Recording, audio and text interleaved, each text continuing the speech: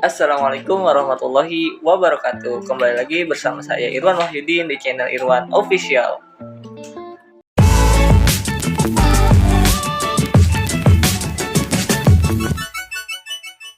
Oke teman-teman, kembali lagi bersama saya Irwan Wahyudin. Apa kabar semuanya? Semoga dalam keadaan yang baik-baik saja. Nah teman-teman, jadi di sini saya ingin mengupload kembali di channel YouTube saya. Nah, untuk teman-teman yang belum mengetahui apa sih tujuan saya membuat channel YouTube ini, tujuan saya membuat channel YouTube ini untuk memberikan video-video pembelajaran dan juga informasi untuk teman-teman sekalian agar bisa diaplikasikan dalam kehidupan sehari-hari. Nah, untuk pembahasan kali ini saya ingin menyampaikan sebuah materi. Apa yang akan saya sampaikan? Sebelum saya sampaikan presentasinya, untuk teman-teman sekalian agar bisa subscribe, like, and share dari channel YouTube saya ini agar saya bisa selalu mengupload video-video yang bermanfaat bagi teman-teman sekalian. Nah, langsung saja kita masuk ke materi pembelajarannya. Cikicus.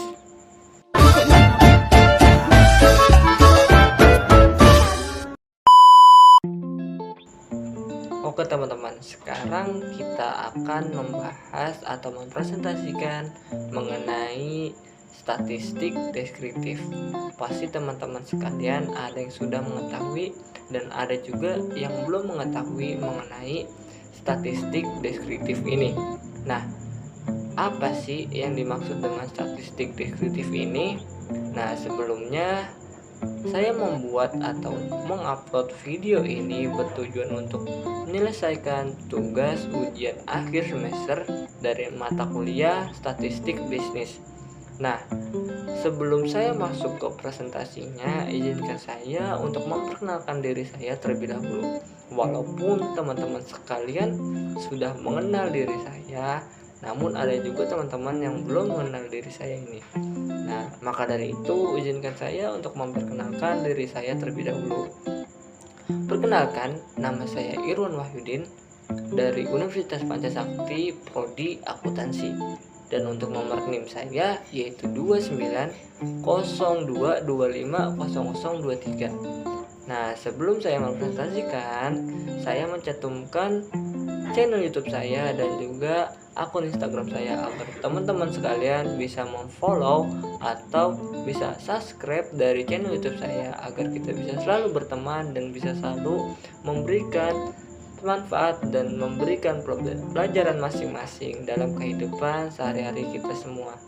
Nah, tanpa berlama-lama lagi, mari saja kita masuk ke materi pembelajarannya. Materi pembelajarannya yaitu mengenai statistik deskriptif. Apa sih statistik deskriptif itu? Statistik deskriptif adalah cabang statistik yang berkaitan dengan pengumpulan, penyajian, penguraian, dan juga penginterpretasian data secara deskriptif. Tujuan dari itu adalah untuk memberikan gambaran yang jelas tentang data yang ada. Statistik deskriptif ini terbagi menjadi 3 macam. Yang pertama adalah ukuran pemusatan data, yang kedua ukuran letak data, dan yang ketiga adalah ukuran penyebaran data. Nah, dari ketiga ini kita akan bahas satu persatu. Yang pertama yaitu mengenai ukuran pemusatan data. Ukuran pemusatan data adalah sembarangan ukuran yang menunjukkan pusat segugus data yang diurutkan dari yang terkecil hingga yang terbesar, atau sebaliknya dari yang terbesar hingga yang terkecil. Ukuran pemusatan data ini umumnya digunakan untuk mendefinisikan atau mempresentasikan nilai tipikal atau representatif dari sekumpulan data. Ukuran pemusatan data ini terbagi menjadi 3 macam. Yang pertama adalah mean atau rata-rata. Yang kedua adalah median atau nilai tengah. Dan yang ketiga adalah modus data yang sering muncul. Nah, dari ketiga ini kita akan bahas satu persatu. Yang pertama yaitu mean atau bisa sering-sering kita sebut adalah rata-rata. Mean adalah jumlah semua nilai dalam kumpulan data dibagi dengan jumlah total data. Mean ini adalah metode pemusatan data yang paling umum dan paling sering digunakan oleh semua orang. Nah, mean ini terbagi menjadi dua kelompok. Yang pertama adalah mean data tunggal dan yang kedua adalah mean data kelompok. Nah, untuk mean data tunggal rumusnya bisa dilihat sebagai berikut adalah X sama dengan X1 ditambah X2 ditambah X3 ditambah X seterusnya dibagi N sama dengan Pn I sama dengan 0 X1 dibagi N. Ini adalah rumus dari mean data tunggal. Yang kedua yaitu rumus mean data kelompok. Untuk rumusnya teman-teman bisa lihat di bawah ini. Dan untuk keterangannya adalah F1 frekuensi untuk nilai ke I, X1 adalah data ke I, XX adalah titik tengah rataan sementara, DI adalah panjang interval rentanan tertentu pada XI, U adalah bilangan bulat, dan C adalah panjang interval kelas. Ini adalah rumus dari mean atau bisa disebut dengan rata-rata. Dan untuk contohnya, teman-teman bisa lihat atau bisa pelajari dari yang saya tampilkan kali ini, dari mean data tunggal dan juga mean data kelompok. Teman bisa mengaplikasikan dalam kelas teman-teman sekalian. Lanjut, kita akan membahas mengenai median. Median atau bisa sering kita sebut dengan data tengah. Median atau nilai tengah pada kumpulan data ketika ada data yang diurutkan dari yang terkecil hingga yang terbesar. Jumlah data ganjil, median adalah nilai tepat yang tengah. Dan jika jumlah data genap, median adalah rata-rata dari dua nilai yang ada di tengah. Nah, median ini kita bagi menjadi dua kelas. Yang pertama yaitu median data tunggal dan yang kedua adalah median data kelompok. Untuk median data tunggal, rumusnya teman-teman bisa lihat sebagai berikut. Yang pertama yaitu mean data ganjil dan yang kedua mean data kelompok. Mean data ganjil yaitu mean sama dengan X N ditambah 1 dibagi 2. Ini adalah nilai ganjil. Dan untuk genap adalah mean sama dengan X N per 2 ditambah X dalam kurung N dibagi 2 ditambah 1 tutup kurung dibagi 2. Ini adalah rumus dari bilangan genap yang ada di mean data tunggal. Yang kedua yaitu tentang mean data kelompok. Untuk rumusnya teman-teman bisa lihat. Mean sama dengan L2 ditambah N dibagi 2 dikurang dalam kurung PF2 dibagi V mean dan dikali dengan C. Untuk keterangannya teman-teman bisa lihat.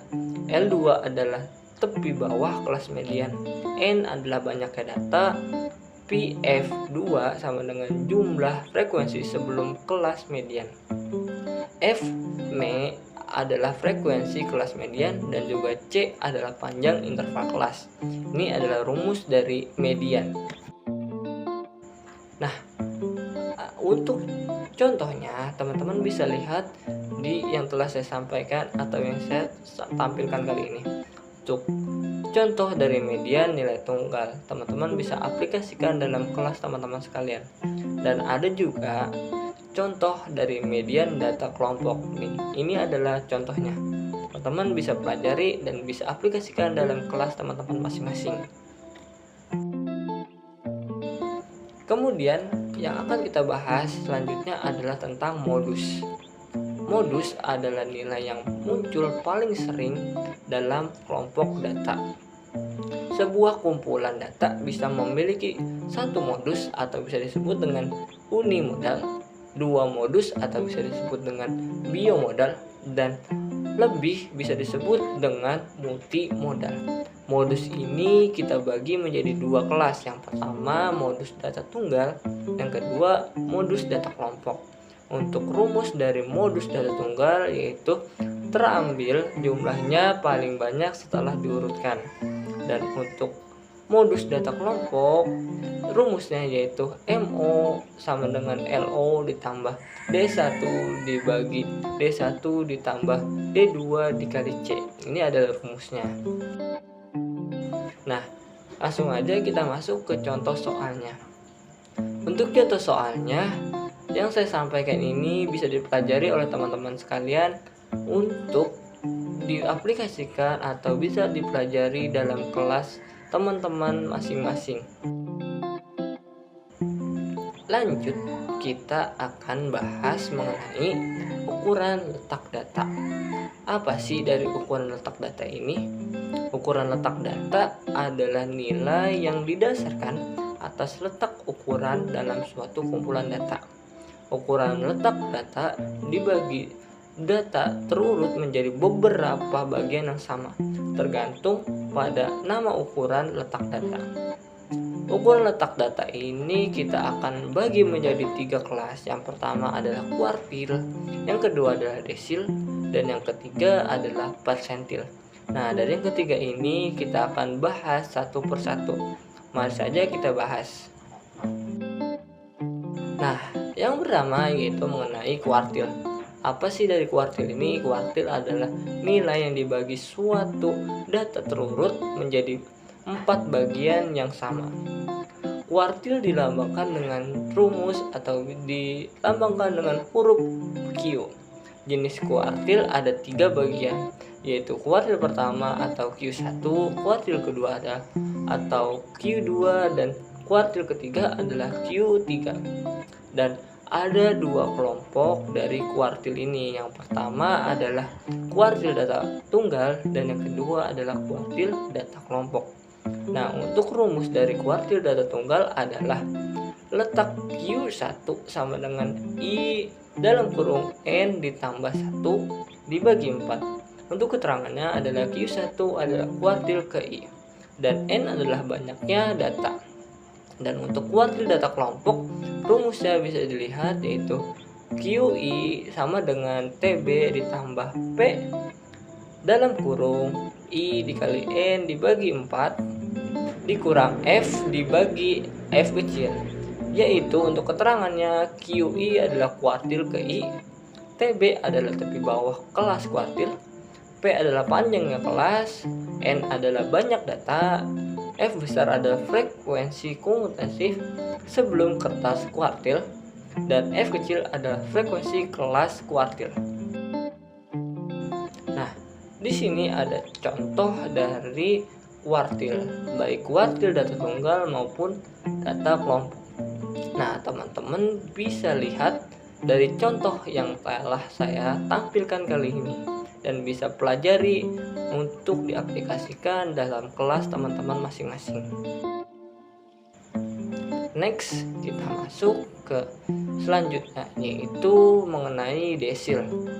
Desil merupakan nilai menjadi data menjadi 10 bagian yang sama besarnya. Desil ini sering dilambangkan dengan huruf D. Jenis desil ini terbagi menjadi 6, yaitu D1, D2, D3, dan seterusnya. Nah, desil ini kita kelompokkan menjadi 2 bagian sama seperti kuartil tadi, yaitu desil data tunggal dan juga desil data kelompok. Dan untuk rumusnya yaitu teman-teman bisa lihat di bawah ini. Nah, lanjut yaitu untuk contoh dari desil ini teman-teman bisa pelajari yang telah saya tampilkan kali ini dan bisa aplikasikan dalam kelas teman masing-masing. Next, kita bahas mengenai persentil. Apa sih yang dimaksud dengan persentil? Persentil adalah nilai yang dibagi menjadi 100 bagian yang sama besarnya. Persentil ini paling banyak atau bisa dilambangkan dengan huruf P. Jenis persentil ada 99, yaitu P1, P2, P3 sampai seterusnya ke P99. Nah, persentil ini kita kelompokkan menjadi 2 sama dengan persentil dan juga kuartil desil. Yaitu adalah persentil data tunggal, yang kedua persentil data kelompok. Dan untuk rumusnya teman-teman bisa lihat.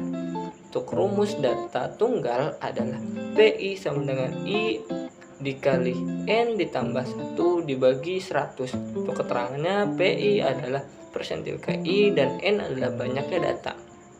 Dan untuk persentil data kelompok yaitu letak PI sama dengan I dikali N ditambah 1 dibagi 100. Keterangannya teman-teman bisa lihat di bawah ini. Next adalah contoh dari persentil ini. Contohnya yang bisa dilihat teman-teman masing-masing. Ini bisa teman-teman pelajari dan bisa aplikasikan dalam kelas teman-teman masing-masing, dan agar teman-teman bisa fokus dan juga bisa mengerti dari apa yang telah saya sampaikan. Langsung saja kita masuk ke materi selanjutnya, yaitu ukuran penyebaran data. Ukuran penyebaran data adalah suatu ukuran yang menyatakan seberapa besar nilai-nilai data berbeda atau bervariasi dengan ukuran pusatnya, atau seberapa besar penyimpangan nilai-nilai dengan nilai pusatnya. Nah, ukuran penyebaran data ini terdapat ukuran beberapa. Yang pertama yaitu kita akan membahas mengenai range, simpangan rata-rata, variasi, simpangan baku, koefisien variasi, dan yang terakhir adalah angka baku. Dari keenam ini kita akan bahas satu persatu. Nah, yang pertama yaitu adalah range atau bisa dikenal dengan jangkauan. Jangkauan adalah selisih data terbesar dan data terkecil. Jangkauan ini sering dilambangkan dengan huruf R besar. Nah, jangkauan ini kita bagi menjadi 3 bagian. Yang pertama adalah jangkauan data, dan yang kedua jangkauan interkuartil, dan yang ketiga adalah simpangan kuartil.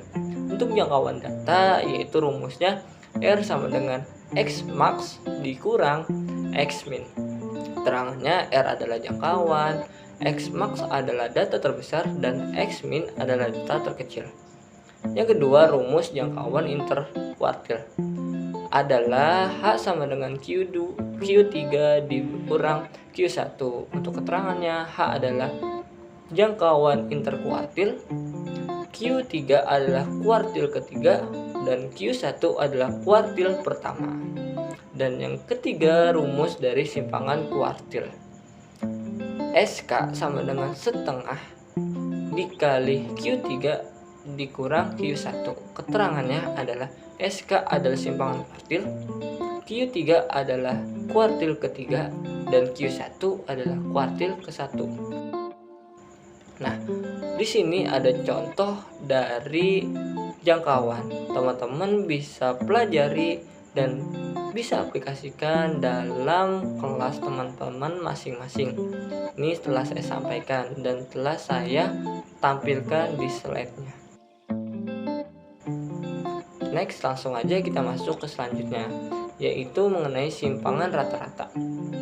Simpangan rata-rata adalah nilai rata-rata selisih setiap data dengan nilai mean atau rataan hitungnya. Simpangan rata-rata sering dilambangkan dengan huruf SR. Nah, simpangan data rata-rata ini kita kelompokkan menjadi 2 juga. Yang pertama, data tunggal, yang kedua adalah data kelompok. Untuk rumus dari data tunggal yaitu XR sama dengan PNI sama dengan I sama dengan 1 dikali XI dikurang X dibagi N. Untuk keterangannya yaitu SR adalah simpangan rata-rata, QI adalah data ke I, X adalah rata-rata hitungan, dan N adalah banyaknya data. Dan yang data kelompok yaitu rumusnya XR PNI sama dengan 1 VI dikali XI dikurang X dibagi PNI sama dengan 1 dikali FI. Untuk keterangannya, XR adalah simpangan rata-rata, XI adalah data ke I, X adalah rata-rata hitungan, dan FI adalah frekuensi data ke I. Ini adalah rumus dari simpangan rata-rata. Dan untuk contohnya teman-teman bisa lihat. Ini adalah ini ada contoh dari simpangan rata-rata data tunggal. Teman-teman bisa pelajari. Nah, yang ini merupakan simpangan rata-rata dari data kelompok. Contohnya, teman-teman bisa pelajari dan bisa aplikasikan dalam kelas teman-teman masing-masing. Kemudian, yang akan kita bahas mengenai ragam. Ragam atau variasi adalah nilai yang menunjukkan besarnya penyebaran data pada kelompok data. Ragam atau variasi ini dilambangkan dengan huruf S2. Nah, ragam atau variasi ini kita bagi menjadi dua. Yang pertama yaitu variasi data tunggal dan yang kedua adalah variasi data kelompok. Nah, untuk rumusnya yaitu S2 sama dengan Pn I sama dengan 1 dikali XI dikurang X pangkat 2 dibagi N. Ini keterangannya. X2 adalah variasi, XI adalah data ke I, X adalah rata hitungan, dan N adalah banyaknya nilai. Dan untuk rumus dari variasi data kelompok adalah S2 sama dengan Pn I sama dengan 1 Fi dikali XI dikurang X pangkat 2 dibagi Pn I sama dengan 1 dikali Fi. Untuk keterangannya S2 sama dengan variasi, X1 sama dengan data ke I, X adalah rata hitungan, dan Fi adalah frekuensi data ke I. Ini adalah rumus dari ragam atau variasi. Dan untuk contohnya, teman-teman bisa website atau bisa lihat di Google masing-masing. Nah, selanjutnya kita akan bahas mengenai simpangan baku. Simpangan baku adalah bisa disebut juga deviasi standar, merupakan akar dari kuadrat deviasi dibagi banyaknya data. Simpangan baku ini sering dilambangkan dengan huruf S kecil. Nah, simpangan baku ini bisa dikelompokkan menjadi dua macam. Yang pertama yaitu data tunggal dan yang kedua adalah data kelompok. Nah, untuk rumusnya yaitu S sama dengan akar pangkat Pn I sama dengan 1 dikali X1 dikurang X pangkat 2 dibagi N.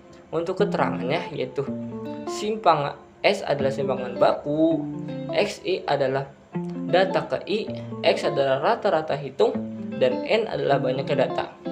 Yang kedua yaitu data kelompok.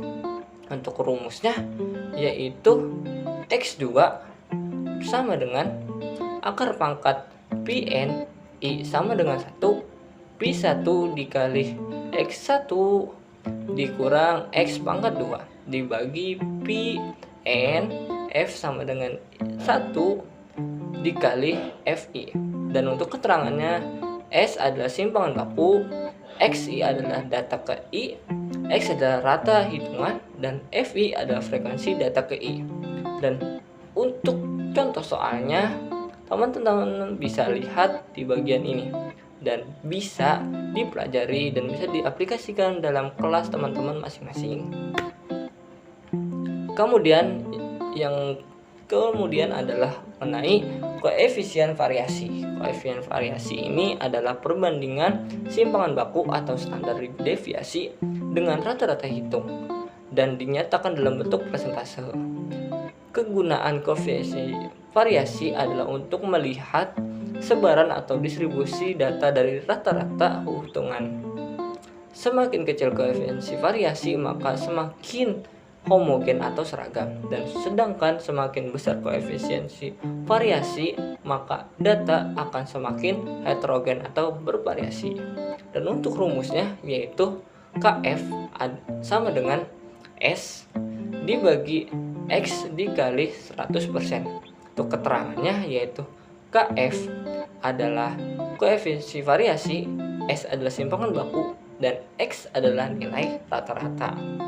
Ini adalah rumus dari koefisien variasi. Dan untuk contoh soalnya, teman-teman bisa lihat di slide yang saya tampilkan dan bisa teman-teman pelajari. Nah, yang terakhir yang akan kita bahas mengenai angka baku. Apa sih angka baku itu?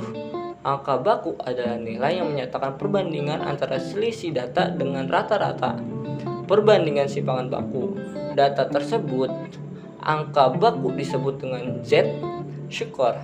Oleh karena itu, angka baku bisa dilambangkan dengan huruf Z. Dan untuk rumus dari angka baku ini adalah Z sama dengan dalam kurung XI dikurang X dibagi S. Ini adalah rumusnya. Dan untuk keterangannya adalah XI adalah nilai suatu data, X adalah rata-rata hitung, dan S adalah simpangan baku. Nah, untuk contoh soalnya teman-teman bisa pelajari dan bisa lihat di slide yang saya tampilkan kali ini. Nah, teman-teman, saya tadi setelah menyampaikan beberapa banyak materi, maka dari itu saya izin pamit dari presentasi yang telah saya sampaikan. Namun sebelum saya pamit kepada teman-teman sekalian untuk bisa memaafkan bila ada perkataan atau perbuatan yang dapat menyinggung hati teman-teman sekalian. Nah, sebelum saya tutup presentasi kali ini, teman-teman agar selalu mensubscribe, like, and share dari channel YouTube saya agar saya selalu bersemangat untuk mengupload video-video yang bermanfaat dan bisa selalu memberikan pelajaran-pelajaran bagi kehidupan kita masing-masing agar kita selalu bermanfaat dalam kehidupan. Nah, dari itu saya tutup saja. Dari saya cukup sekian. Wallahu a'lam bishawab. Assalamualaikum warahmatullahi wabarakatuh. Cek cus.